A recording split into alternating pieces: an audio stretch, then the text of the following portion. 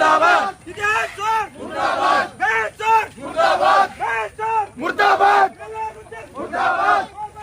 मुर्दाबाद क्षत्रिय सम्राट पृथ्वीराज चौहान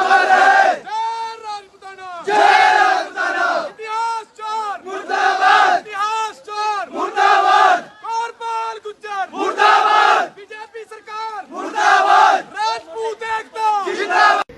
अनुशासित ढंग से डीसी ऑफिस में गए, डीसी ऑफिस में डीसी साहब से मिले। डीसी ने बोला भाई 2 घंटे का टाइम दो, खट्टर साहब 2 घंटे में बात करके बताएंगे।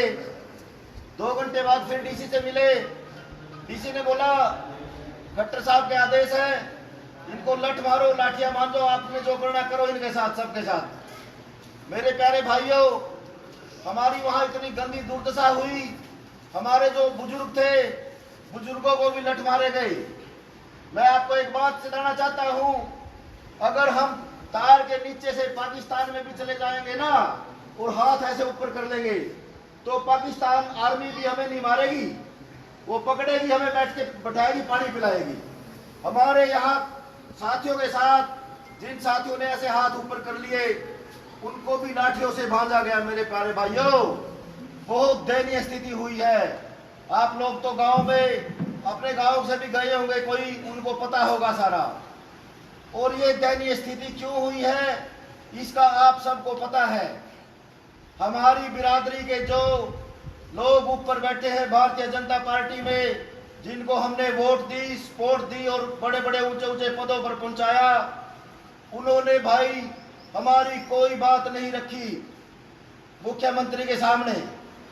और जो गुज्जर नेता थे उन्होंने इतना पक्ष किया वहां पे, उनके जो मंत्री थे वो मुख्यमंत्री के पास बैठ के जाके, जब हम कैथल में थे, और उसको बिल्कुल हिलने नहीं दिया और मुख्यमंत्री को सीधा आदेश चिता दिया, अगर आपने हमारा डिसीजन जो है ये नहीं रखा तो हम आपसे अभी भाग जाएंगे। और हमारे जो मंत्री हैं, सेंटर में मंत्री हैं, हमारे एमएलए हैं 2 यहाँ से बीजेपी के, पृथला से और सोना से, हमारे जो पदाधिकारी हैं बीजेपी के, तो सांप सूंघ आती थी वो राजा बनता था। तलवार किसको चलानी आती थी? जो राजपूत क्षत्रिय थे, हमारे पूर्वज थे, उनको अच्छी तलवार चलानी आती थी और वो राजा बनते थे।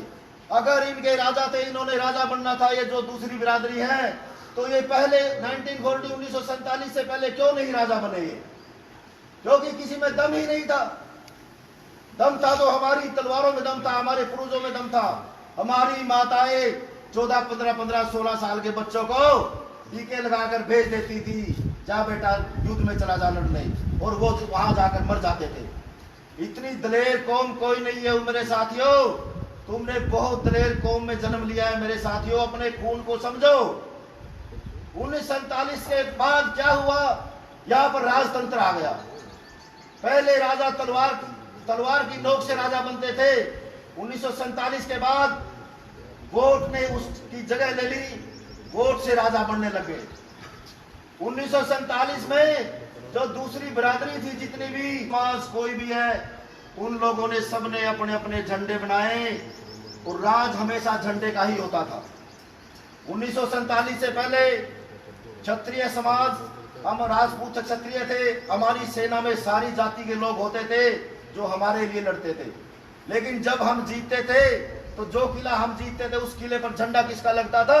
वो हमारा लगता था, राजपूतों का, क्षत्रियों का लगता था। 1947 के बाद इन लोगों ने अपने अपने झंडे बनाए। जो झंडे हम पहले तलवार से लड़के लगाते थे किलों पर, वो झंडे वोट की मशीन में बंद हो गए। जिसकी ज्यादा वोट, जिस बटन पे ज्यादा उंगली लगी, अंगूठा लग गया, वो राजा बन गया। दूसरी बिरादरियों ने अपने अपने झंडे बनाए। आप एक चीज समझो, उसका नाम लेने से आप समझ जाओगे ये किसका झंडा है। अब आज की डेट में हम बोलेंगे ये किसकी पार्टी है। बहुजन समाज पार्टी किसका झंडा है आप सबको पता है। इंडियन नेशनल लोकदल किसका झंडा है ये वही झंडा है मेरे प्यारे भाइयों जो हमारे बुजुर्गों के पास होता था 1947 से पहले। ये वही झंडा है, ये भी आप इस चीज को समझो। समाजवादी पार्टी किसका झंडा है? ये झंडे जिसने बनाए उसका समाज, उसकी जाति तरक्की कर गई। हमारे पूर्वजों ने कोई झंडा ही नहीं बनाया। हमारा जो राजपूत बिरादरी थी वो बिल्कुल गर्त में चली गई। हमारा आज की स्थिति में क्या हाल है वो कैथल में आप लोगों ने देख लिया मेरे प्यारे भाइयों। कोई वाली वार्स नहीं है अपना, बिल्कुल ऊपर नीचे कोई कुछ नहीं है सुनने वाला, बिल्कुल भी इतनी गंदी। अब भारतीय जनता पार्टी को 90 से 95% पूरे भारतवर्ष में राजपूतों ने वोट दी है। 90-95% वोट राजपूतों की भारतीय जनता पार्टी को है। और हमारी क्या हालत हो रही है, वहां जेल में ठोक दिए हमारे 100 बच्चे। इतनी गंदी हालत हुई वहां।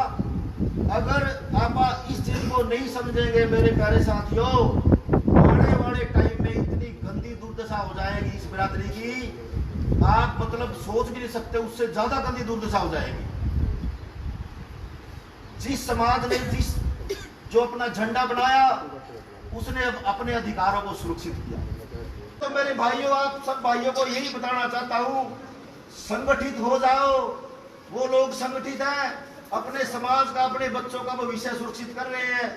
हम संगठित नहीं है, हमारी ये दुर्दशा हो रही है जो कैथल में हुई है, आप देख रहे हो। एक किसी भी देश का, किसी कुनबे का, किसी समाज का भला संगठन से हो सकता है, अनुशासन से हो सकता है। जो परिवार संगठित है, अनुशासित है, वो परिवार तरक्की कर जाएंगे। नहीं तो फिर ऐसे ही लाठियां खाते फिरेंगे सारे। बाकी भाई शेर सिंह राणा जी आपके बीच आए हैं, आपको ये बताएंगे भाई कैसे हम अपने अधिकारों को सुरक्षित रख सकते हैं, कैसे आप इस कौम को, राजपूत बिरादरी को बचा सकते हैं। मेरे भाइयों, इनके विचार सुनो।